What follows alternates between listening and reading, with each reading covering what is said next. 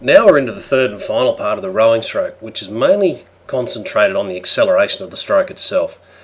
Your tummy's still going to get a workout with your abs here and your lower back, but probably not as much as you did in the earlier stages, but they are there to stabilise your trunk. The main part of this exercise is your upper body workout, which is where you are going to accelerate it. Your deltoids, the rhomboids, your lats, your trapezius, your biceps and your triceps are all going to come into play here. They will all get a workout and you will get good firm results from this exercise. Check us out at extremelyfit.com.au for the other two stages of the rowing machine exercise and the major muscle groups you'll see exercised there.